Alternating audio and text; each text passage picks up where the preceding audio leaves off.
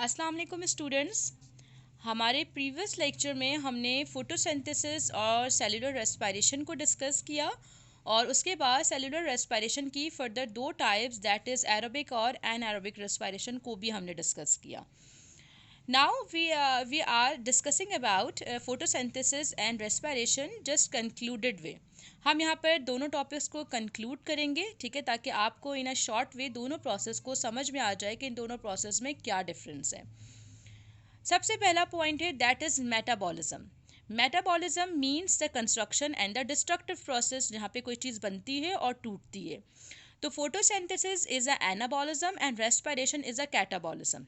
Anabolism mean photosynthesis में formation का process हो रहा है, जहाँ पे ग्लूकोज की फॉर्मेशन हो रही है। इट्स मीन कि photosynthesis is a anabolism process, anabolic reaction.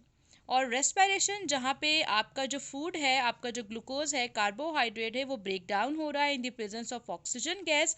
तो यहाँ पे इस प्रोसेस को हम कहेंगे कैटाबॉलिक एक्टिविटी। ठीक है, सिंपल आपका जो फिनोमेना है वो कहलाएगा कैटाबॉलिज्म। ठीक है, next point is the energy investment. अब यहाँ पे एनर्जी इन्वेस्ट कहाँ से हो रही है?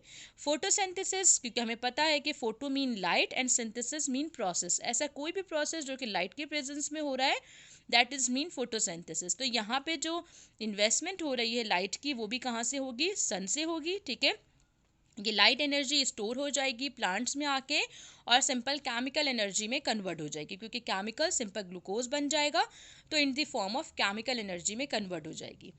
Next in the respiration, respiration में आपका जो फूड होता है वो केमिकल की फॉर्म में होता है। तो केमिकल एनर्जी जब बर्न हो जाएगी ऑक्सीजन की मौजूदगी में, तो वो सिंपल क्या हो जाएगा? एनर्जी में कन्वर्ट हो जाएगी। आप सिंपल कह सकते हैं बॉन्ड एनर्जी, या फिर आप सिंपल कह सकते हैं कि एटीपी एनर्जी। ठीक है ना, आपकी बॉडी में एनर्जी की रिक्वायरमेंट होती है और वो कैसे पूरी होती है? एटीपी के जरिए पूरी होती है। ठीक है, तो आपका जब फूड बर्न हो जाएगा तो वो एटीपी यानी एनर्जी प्रोड्यूसिंग सब्सटेंस में कन्वर्ट हो जाएगा, दैट इज मीन एटीपी। ठीक है, next point is a organism capable of. कौन से ऑर्गेनिजम्स ऐसे हैं जो कि फोटोसिंथेसिस का प्रोसेस करते हैं और कौन से ऑर्गेनिजम्स ऐसे हैं जो कि रेस्पिरेशन करते हैं?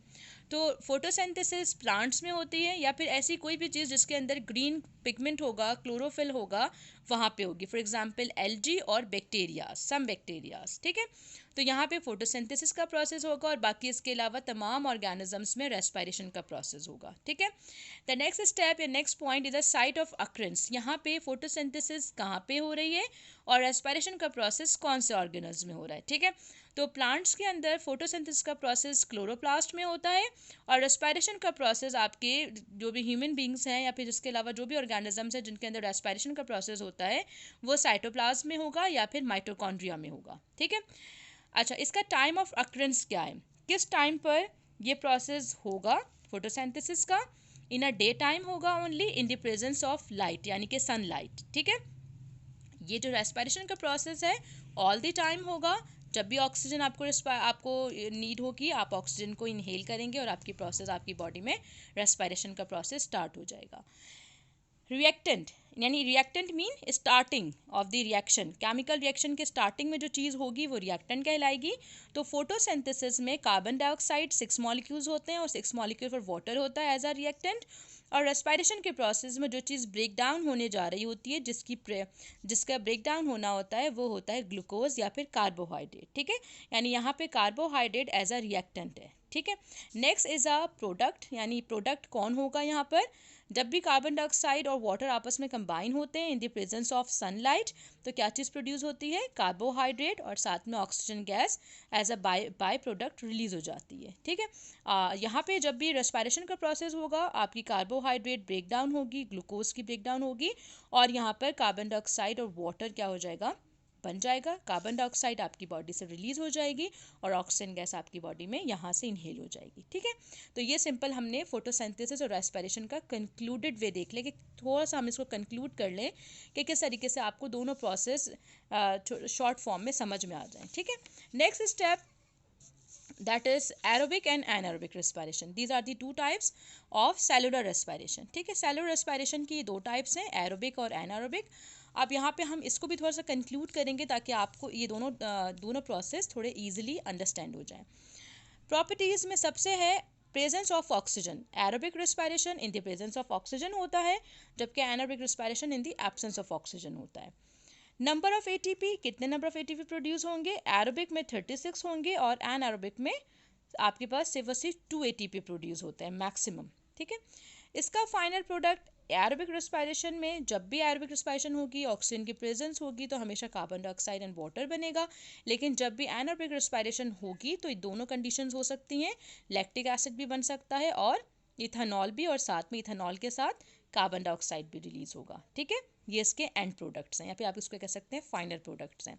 Site of occurrences, aerobic respiration अभी हमने देखा था कहाँ कहाँ हो रही थी, ग्लाइकोलिसिस का प्रोसेस हो रहा था साइटोसोल में, क्रैब साइकिल हो रही थी आपकी, क्रैब साइकिल और इलेक्ट्रॉन ट्रांसपोर्ट चेन दोनों के दोनों कहाँ हो रहे थे, माइटोकॉन्ड्रिया में। ठीक है, माइटोकॉन्ड्रिया के अलग अलग पार्ट में हो रहे थे। क्रैब साइकिल जो है वो हो रही थी मैट्रिक्स में, और इलेक्ट्रॉन ट्रांसपोर्ट चेन का प्रोसेस हो रहा था इनसाइड द क्रिस्टी हो रहा था। ठीक है, जबकि एनारोबिक रिस्पायरेशन माइटोकॉन्ड्रिया के बाहर ही हो रही थी, हमने डायग्राम में भी देखा था साइटोसोल में होती, इट्स मीन कि ये पूरा का पूरा प्रोसेस साइटोप्लाज्म में होगा। ठीक है, इंपॉर्टेंस क्या है इसकी एरोबिक रेस्पायरेशन की, कि ये मेजर सोर्स है एनर्जी की फॉर मोस्ट ऑर्गेनिजम्स। हमने बात की थी कि जितनी ज़्यादा एनर्जी एरोबिक रेस्पायरेशन में रिलीज़ होती है उसका 70% भी आपके पास एरोबिक रेस्पायरेशन में रिलीज़ नहीं होती। इसमें 36 एटीपी बनते हैं, जबकि इसमें सिर्फ और सिर्फ 2 एटीपी प्रोड्यूस होते हैं। ठीक है, तो इसका मतलब जो मेजर सोर्स ऑफ एनर्जी है जो प्रोड्यूस कर रहा है वो कौन है, एरोबिक रेस्पायरेशन है। जबकि यहाँ पर हम देखते हैं कि एनारोबिक रेस्पायरेशन की कुछ कमर्शियली यूजेस बहुत ज़्यादा हैं, इंपॉर्टेंस बहुत ज़्यादा है। कार्बन डाइऑक्साइड रिलीज़ हो जाता है तो हम इसको बेकिंग में यूज़ कर लेते हैं, इसकी आपकी चीज़ें फ्लफ़ी हो जाती हैं। शॉर्ट सप्लाई है, एनर्जी इमरजेंसी में चाहिए है तो आपके पास यहाँ पे एनर्जी प्रोड्यूसिंग जो आपके पास एनारोबिक रेस्पायरेशन है यहाँ पे ये प्रोड्यूस होगा। Source of energy for the anaerobic organism, short supply of energy, energy की शॉर्ट सप्लाई होगी। सोर्स ऑफ मैनी प्रोडक्ट्स, यानी कुछ बहुत सारी चीज़ें हैं जो कि हम इससे बना सकते हैं। फॉर एग्जांपल इथेनॉल है, चीज़ है, या फिर फूड आइटम्स में आप बेकिंग की चीज़ें हैं जो कि आप इससे एनारोबिक रेस्पायरेशन के ज़रिए बना सकते हैं। ठीक है, तो आज हमने इस दोनों टॉपिक्स को कंक्लूड कर लिया, एरोबिक रेस्पायरेशन और एनारोबिक रेस्पायरेशन, और फोटोसिंथेसिस और रेस्पायरेशन के प्रोसेस को। ठीक है, आप इस लेक्चर्स को सही से समझिएगा। ओके स्टूडेंट्स, थैंक यू, अल्लाह हाफिज़।